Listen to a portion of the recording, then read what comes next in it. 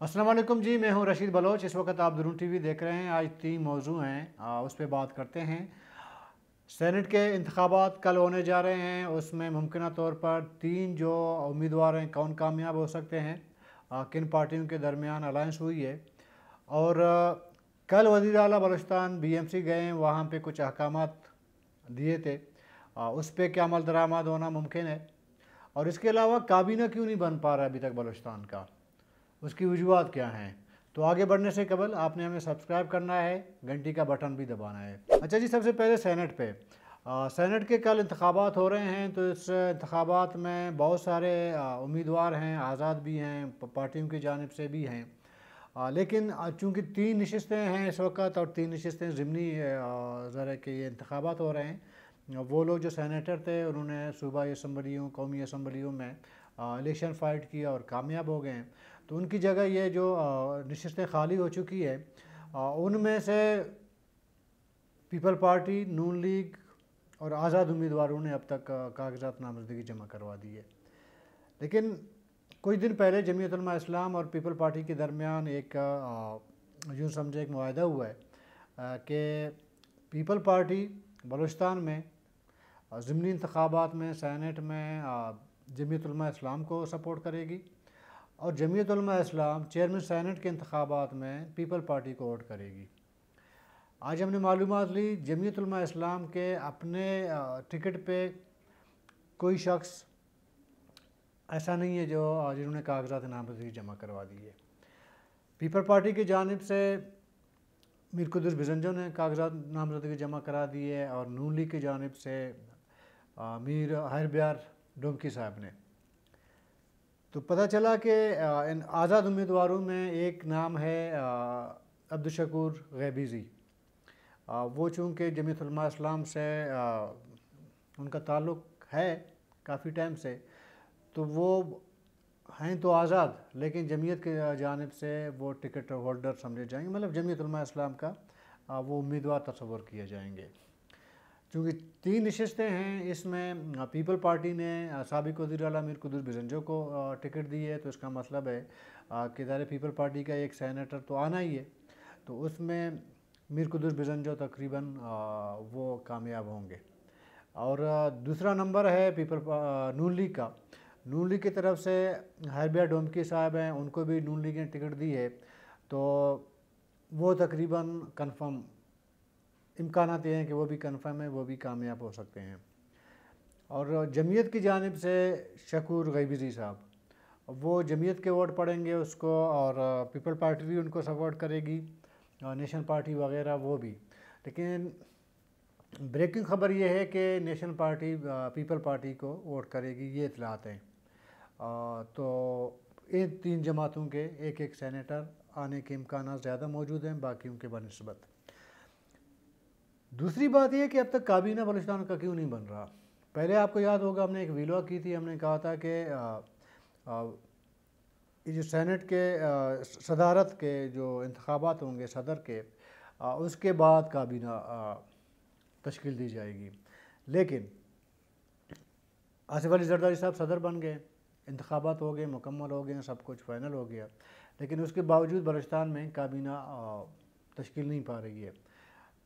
KPK बन गया, पंजाब का काबीना बन गया, सिंध का भी काबीना बन गया, लेकिन बलूचिस्तान रह गया है। उसकी भी वजूहत जुड़े हुए हैं सेनेट के इंतखाबात से। और कुछ ऐसे लोग हैं बाप से या इधर उधर से, बाप के अभी एक उम्मीदवार हैं कौदा बाबर साहब, उन्होंने भी कागजात नामजदगी सेनेट के लिए जमा करवा दिए। और काबीना इसलिए तश्कील नहीं दी जा रही है कि बहुत सारे जो MPs हैं वो ज़ाहिर के उम्मीद से हैं काबीना में शामिल होने के। तो ज़िमनी इंतखाबात से कबल ये काबीना तश्कील नहीं पाएगा। अब इतलात ये हैं, कल के दिन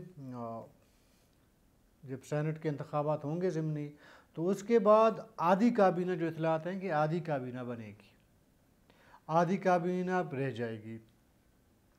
उसकी वजह यह है कि अप्रैल का जो टाइम दिया गया है सेनेट के आम इंतखाबात के, जिसमें से तकरीबन 12 बलूचिस्तान से मुंतखब होने हैं सैनेटर। 12 ने रिटायर होना है, 12 ने दोबारा ज़ाहिर है कि इलेक्ट होना है। तो बाकी जो है आधा काबीना अप्रैल तक वो नहीं बनेगा। अप्रैल में 12 अप्रैल का मेरे ख़्याल में कोई टाइम दिया गया है, डेट वगैरह। बस अप्रैल के दरमियान में, मिड अप्रैल में सेनेट के इंतखाबात होंगे।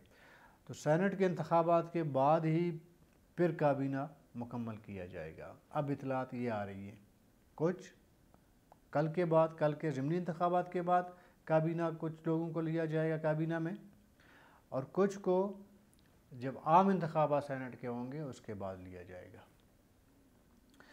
अच्छा, अब आते हैं जी, वज़ीर आला बलूचिस्तान ने रात को अचानक बलूचिस्तान मेडिकल कम्प्लेक्स है वहाँ पे जाके छापा मारा है। सबसे बड़ा सूबे का हॉस्पिटल है और सहूलियात ज़ाहिर है कि सरकारी हॉस्पिटलों में यहाँ 2 बड़े हॉस्पिटल्स हैं, सिविल हॉस्पिटल और बोलन मेडिकल कम्प्लेक्स। ये 2 बड़े हॉस्पिटल हैं पूरे सूबे के, और बलूचिस्तान बस से यहाँ पे मरीज़ आते हैं और सहूलियात ना होने के बराबर है।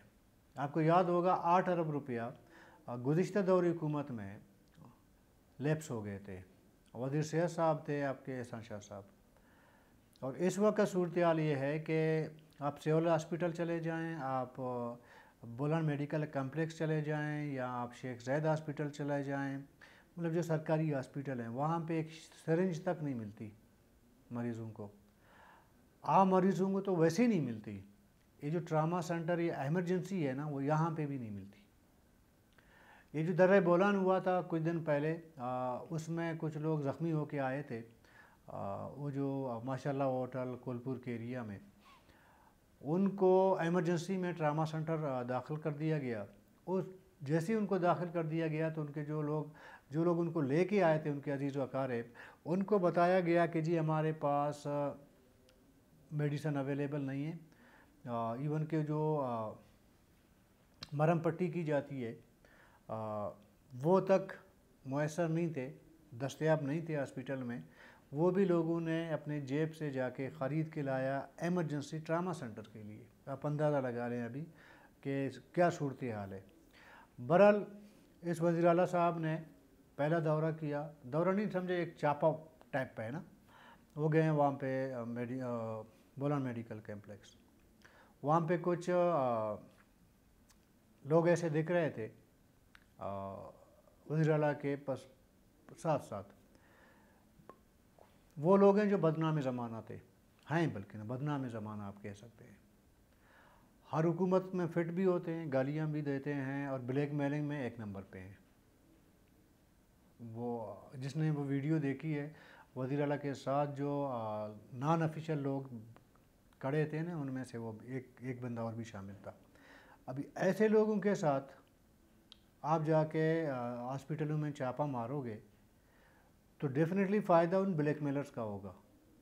और एक बंदा जो पूरे बलूचिस्तान में मशहूर है ब्लैक मेलिंग के लिए, पूरे बलूचिस्तान में एक सोशल मीडिया अपना एक प्लेटफॉर्म अपना चलाता है। दुनिया आप बलूचिस्तान के किसी एक फ़र्द से पूछें, उसके बारे में आपको बताएगा। जब आपका लेवल बतौर वज़ीर आला छोटी चिड़िया जितनी होगी, उसको लेके आप जाएंगे तो फिर समझना मुश्किल नहीं होगा कि फिर आप कितना संजीदा हैं। बतौर वज़ीर आला किसी हॉस्पिटल में चले जाएं या वहाँ पे कहें कि जी इसको डिसमिस कर दें, नए लोगों को हम इनाम देंगे वगैरह, ये सारे फिर डकोसिला महसूस होगा। और मेरे ख़्याल में एक फ़ोटो सेशन था ज़ाती तौर पर। इसके अलावा वज़ीर आला बलूचिस्तान को एक मशवरा है कि इस वक्त पूरा मकरान आपका साहिली बेल्ट पानी में डूबा हुआ है। एक चापा मार दौरा जो है वो PDMA का भी कर ले, उस पर लग पता चलेगा कि वहाँ पे क्या करप्शन हो रही है, कितने लोग डिप्यूटेशन पे आए हैं। बल्कि हमारे इस वज़ीर आला के दौर में भी लोग डिप्यूटेशन पे आए थे। वो लोग हैं अब तक PDMA में, वो लोग हैं करता धरता, वो लोग हैं जो मौजूद हमारे वज़ीर आला जब वज़ीर दाखिला थे और PDMA के मिनिस्टर थे, उनके भर्ती किए हुए लोग हैं। तो उधर भी थोड़ा ज़रा नज़र करम फरमा लें। बाकी सिविल बोलन मेडिकल कम्प्लेक्स का आपका जो दौरा है, जो लोग आपके साथ थे, तो आपने डायरेक्ट इनडायरेक्ट उन ब्लैक मेलर्स को फ़ायदा दिया है। ज़रा ऐसे चीफ एग्जीक्यूटिव आपके साथ एक सोशल मीडिया एक्टिविस्ट आप उसको कहें, बदनाम तरीन एक बंदा आपके साथ होगा, तो आपने डायरेक्ट इनडायरेक्ट उस ब्लैक मेलर को फ़ायदा दिया है। अभी ये बंदा धरले से जाएगा, एमएस के साथ बैठेगा, उसको ब्लैक मेल करेगा, डॉक्टरों को करेगा। और मुझे तो ये भी लग रहा है जो वज़ीर आला साहब ने कहा कि जी फ़लाने को निकालो, फ़लाने को जो है आवारान भेज दो, एक्सरे मशीन का जो बंदा है उसको ये करो, फ़लाना करो। कोई 200 के करीब लोग ड्यूटी पे नहीं आ रहे हैं, इनको जो है मुअत्तल कर दें, डिसमिस कर दें।